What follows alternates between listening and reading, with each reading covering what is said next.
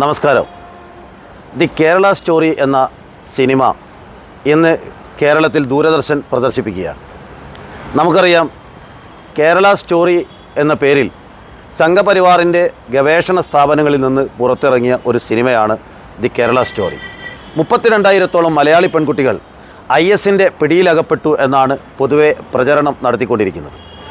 ഈ സിനിമയിൽ ചിത്രീകരിച്ചത് പ്രകാരം ഈ മലയാളത്തിൽ നിന്ന് പോയ, കേരളത്തിൽ നിന്ന് പോയ പെൺകുട്ടികളൊക്കെ തന്നെ IS-ൻ്റെ ലൈംഗിക ചൂഷണത്തിന് വിധേയരായി എന്നും തന്നെയുമല്ല, ഈ സിനിമ കാണിക്കുന്നത് ഈ പെൺകുട്ടികളൊക്കെ തന്നെ ആ ലൈംഗിക ചൂഷണം ആസ്വദിക്കുന്ന പെൺകുട്ടികളായി, അല്ലെങ്കിൽ അത് ആഗ്രഹിച്ചുകൊണ്ട് പോയതായിട്ടാണ് സിനിമയിൽ കാണിക്കുന്നത്.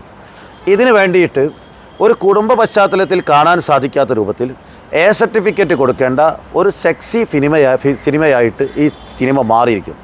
അത് കർട്ടൻ്റെ പുറകിൽ വെച്ച് കാണിച്ചാലും അല്ലാതെയായാലും അരോചകമായ ലൈംഗിക വീഴ്ചകളുടെ ചിത്രീകരണമാണ് ഈ സിനിമയിൽ നടത്തിയിരിക്കുന്നത്. സാധാരണ നിലയ്ക്കുള്ള ഒരു സിനിമയായിരുന്നുവെങ്കിൽ തീർച്ചയായും സർട്ടിഫിക്കറ്റ് കൊടുക്കേണ്ട, മാതാപിതാക്കളും കുട്ടികളും ഒന്നിച്ചിരുന്ന് കാണാൻ സാധിക്കാത്ത, സഹോദരന്മാർക്കും കുടുംബാംഗങ്ങൾക്കും ഒന്നിച്ചിരുന്ന് കാണാൻ സാധിക്കാത്ത ഒരു സിനിമ തന്നെയാണ് ദി കേരള സ്റ്റോറി. അത്തരമൊരു സർട്ടിഫിക്കറ്റ് ഈ സിനിമയ്ക്ക് കിട്ടിയത് സംഘപരിവാറിൻ്റെ പ്രത്യേക താല്പര്യത്തിൽ പുറത്തിറക്കിയ ഒരു സിനിമയായതുകൊണ്ട് മാത്രമാണ്. തന്നെയുമല്ല, ഈ സിനിമയിൽ ഈ ചതിക്കപ്പെട്ടു എന്ന് പറയുന്ന പെൺകുട്ടികൾ, അതായത് 4 പെൺകുട്ടികളെ കാണിക്കുന്നത്, ഈ പെൺകുട്ടികളൊക്കെ തന്നെ അവരുടെ ഭർത്താക്കന്മാർ മരണപ്പെട്ടുകൊണ്ട് തങ്ങൾക്ക് ഇന്ത്യയിലേക്ക് തിരിച്ചു വരണമെന്ന് പറഞ്ഞപ്പോൾ നമ്മുടെ കേന്ദ്ര ഗവൺമെൻറ് പറഞ്ഞത് തിരിച്ചു വരാൻ പാടില്ല എന്ന് പറഞ്ഞുകൊണ്ട് പ്രവേശനം നിഷേധിക്കുകയാണ്. ചതിക്കപ്പെട്ട പെൺകുട്ടികൾക്ക് നമ്മുടെ രാജ്യത്തെ ജയിലിലെങ്കിലും ജീവിക്കാനുള്ള അവസരം കൊടുക്കേണ്ടേ? നമുക്ക് അയൽ സംസ്ഥാനങ്ങളിൽ നിന്ന് പൗരത്വ ഭേദഗതി ബില്ലിലൂടെ ആളുകൾക്ക് നമുക്ക് പൗരത്വം കൊടുക്കാമെങ്കിൽ, പാകിസ്ഥാനിൽ നിന്ന് ഇത്രയും കാലം ജീവിച്ച ആളുകൾക്ക് ഇവിടെ പൗരത്വം കൊടുക്കാമെങ്കിൽ 10-15 വർഷം IS-ൻ്റെ പിടിയിൽപ്പെട്ട ഈ പെൺകുട്ടികൾക്ക് എന്തുകൊണ്ട് അവർ പറ്റിയ തെറ്റ് ചതിക്കപ്പെട്ടതാണെങ്കിൽ ഇന്ത്യയിൽ കൊണ്ടുവന്ന് ഇന്ത്യയിലെ ജയിലിൽ അടയ്ക്കാൻ നമ്മുടെ സർക്കാർ തയ്യാറാവുന്നില്ല? ആ അമ്മമാരുടെ വേദന അഡ്രസ്സ് ചെയ്യാതെ സിനിമ നിർമ്മിച്ചുകൊണ്ട് ആ വേദന സാമ്പത്തികമായി മുതലെടുക്കാനാണ് ഇവർ ശ്രമിച്ചുകൊണ്ടിരിക്കുന്നത്. മറ്റൊന്ന്, ഈ സിനിമയിൽ തുടക്കം മുതൽ അവസാനം വരെ ഈ കേരളത്തിലെ ഹിന്ദു പെൺകുട്ടികളെ മതം മാറ്റാൻ വേണ്ടിയിട്ട് മുസ്ലിം കഥാപാത്രങ്ങൾ ഉന്നയിക്കുന്ന ആരോപണങ്ങൾ എന്നൊരു രൂപത്തിൽ അവരെക്കൊണ്ട് പറയിപ്പിക്കുന്ന കുറേ ചോദ്യങ്ങളുണ്ട്. ആ ചോദ്യങ്ങളൊക്കെ തന്നെ ഹിന്ദു മതത്തെക്കുറിച്ച് പ്രേക്ഷകരിൽ സംശയമുണ്ടാക്കുകയും കൂടുതൽ ചോദ്യങ്ങൾ ഉന്നയിപ്പിക്കുകയും, എന്നാൽ ആ ചോദ്യങ്ങൾക്ക് സിനിമയിൽ ഒരിടത്തും ഉത്തരം കൊടുക്കാതെ ആ ചോദ്യങ്ങൾ ആകാശത്ത് നിർത്തിക്കൊണ്ടാണ് സിനിമ അവസാനിക്കുന്നത്.